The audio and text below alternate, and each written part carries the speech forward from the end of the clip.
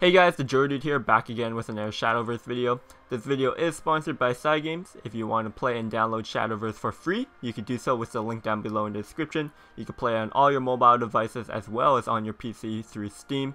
If you already play Shadowverse and you want to get more competitive at it, go check out NGE. I'll have the link down below in the description. They're the official Western tournament organizers for Shadowverse events. And they're going to have their Season 3 Shadowverse Open starting up soon, as well as qualifiers for the Grand Prix World Championships down in December later on this year. So in this video, I'm going to be going over practicing for tournaments. So this is pretty much the last stage before the tournament actually happens. You got the level of strategy, the decks, the type of decks you want to play, as well as your ban or target strategy, all figured out. And now once that's all together, you just want to be practicing your decks and make sure you're fully prepared for the tournament that's coming up. So at this point, you would have figured out what lineup you're going to be bringing to the tournament. However, you probably still have time to change your lineup before the tournament actually happens. Usually you could change your lineups before check-in starts. So what I would recommend before everything else is you have your main lineup. This is like you're 90% sure, maybe 80 or 90% sure that you're going to be playing these decks in the tournament. However, I do recommend, especially if you have time, to have a backup lineup.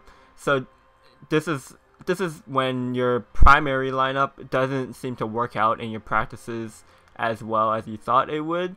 Then you could maybe scrap that lineup altogether, have your backup lineup ready, and then you could start practicing on that, seeing if it's any better, or at least have a couple of decks that you would consider swapping out of your primary lineup for something else, just to improve the overall fluidness of that lineup. So for me, my primary lineup would be Neutral Haven, OTK Roach, and Ramp Dragon.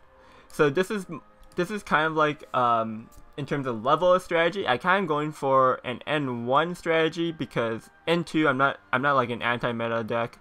N3 I'm not countering N1 or 2. It's kind of like an N1 strategy, so I'm just bringing high probability decks, good decks in general. In terms of types of decks, I have an aggressive mid-rangey neutral deck. I have a combo deck with my forest, and then I have like anti-control deck with my dragon. Or well, forest does anti-control as well, but dragon is also good against like neutral decks once you get good ramp curves. So overall, I have 3 different types of decks, but they all come together quite nicely. It's well-rounded and it's a high probability lineup and overall. So I'm pretty satisfied with this lineup. However, if I totally misread the meta and like these decks are totally awful for some reason, then my backup lineup I have Control Blood and aggro Ambush Sword, and then Dragon I'm pretty sure I want to play most of the time because it's just overall a good deck.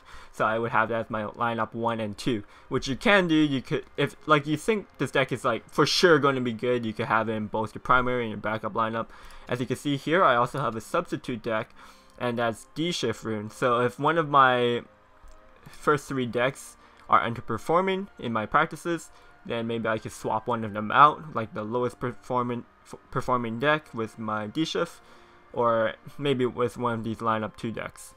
So when you're practicing for tournaments, ideally you want to have a dedicated practice partner, someone that you know and trust, that has good skill level. They make the right plays most of the time.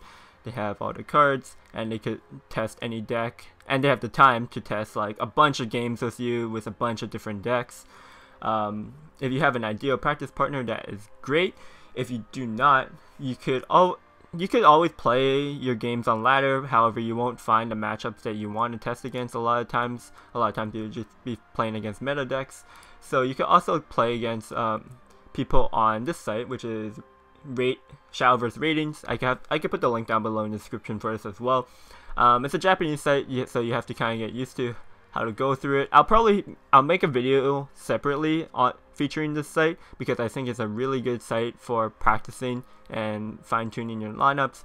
It is a best of 3 no ban format, so you wouldn't be able to test ban strategies so much, but you can at least test target strategies. People on here usually are generally better. They play good decks as well. You don't see as many meme decks, so this is also a good place to practice if you can't find your own practice partner. But if you do, that's great. And if you do, or if you do not, I do highly recommend you make a spreadsheet, because the whole purpose of practicing for a tournament is just collecting data and jamming games in. Jamming a lot of games does 2 things for you. First of all, you get the data that you want to see your stats, see if the numbers back up your lineup, or 2, it also just helps you get better at certain matchups. So for me personally, I find that if I'm playing against this certain matchup, say it's new matchup, say I'm playing OTK Forest versus Neptus Shadow, and maybe I lose the first 3 or 4 games out of 10, but then over those games, over my losses, I adapt my play. I figure out what Neptus Shadow does on like certain turns, what I should be playing around, what I should be mulliganing for. And so by jamming in a lot of games, you will start to improve your play. You'll start to adapt your play for certain matches. You'll know what to do on certain turns, what to play around, etc. And so you'll get better at that matchup, and your overall percentage might become better over time. So it may seem obvious that I'm telling you to just practice a lot, but you would be surprised. A lot of people don't actually do the due diligence in going through each matchup that they expect or that they think that could come up in a tournament and practicing it a lot, because I really do, trust me when I say this, like, you actually do get better when you play a lot of the matches. You practice the matchup a lot.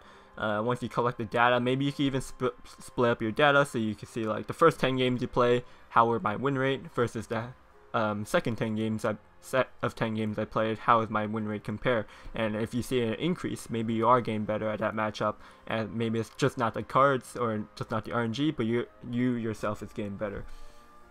So here I have I'll also put this link in the description as well. This is just like a template that you could do. Obviously you could change it a lot, but if you're like have no idea how to use spreadsheets, this is something really simple. So basically I made a spreadsheet where I have deck 1, deck 2, deck 3, and then I put in a bunch of different decks that I want to test against, that I expect to see on ladders. So don't put like mean decks, because you won't see it that often. Maybe like you won't see Shadow Atomy a lot in tournaments past round 1 at least. So so right here I have like Aggressor, Neutral Haven, D-Shift Rune, Neutral Rune. So common decks that you might see in a tournament. Then you just have the win-loss. That's where you keep track of how many games you won, how many games you lost, the total. The total is already summed up for you, so you don't have to adjust it.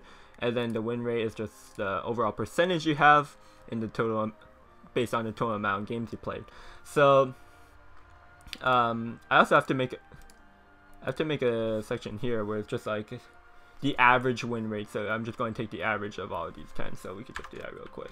Average.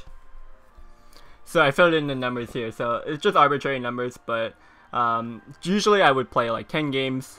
Unless I have a lot of time, then you can play more. But since you're doing so many matchups, I did like 10 of each game, 10 of each matchup, and then got the average win rate. I got 56%, things like that. So this is something I definitely recommend you do, keeping track of your win rates. Shadowverse right now, there's no third-party app that I'm aware of that could keep track of your stats. So right now you have to do everything manually, which is kind of a pain in the butt, but it's fine. Like, at least you have more control over how you do your stats. So again, like, this is just like a really basic template, and of course you could adjust it based on what you want to see from your data. So if you find that you're having a good consistent win rate with a deck, then it's probably good to have in your lineup, and you're comfortable with it, and you're good to go with it. In terms of win rate specifically, I would say you want to be in the high 50s into the 60s. That's like a good win rate in card games. So if you're seeing something like that, then you're probably good with that in your lineup. If your other if another deck is like low 50s to below 50%, you might actually want to consider swapping it out, because that means it's not consistently winning enough for you. In that case, like I said before, you could go back to your either substitute decks or maybe a deck in your other lineup and swap them out, see if they're any better. Generally, when you're testing, you want to test your lineups. So that's what I showed you earlier in the spreadsheet, is you're testing one deck at a time, going through a bunch of different matchups, but also you could be testing out your lineup, how it goes together.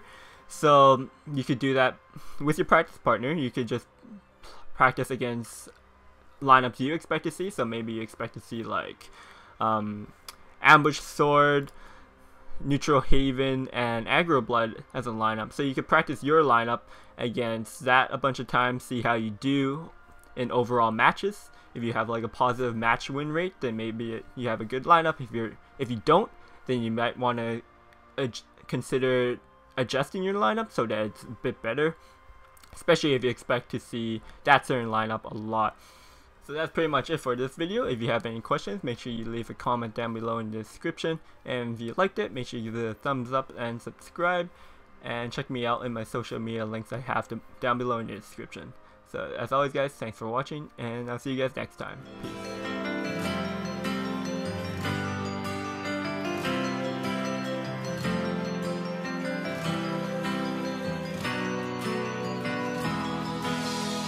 I saw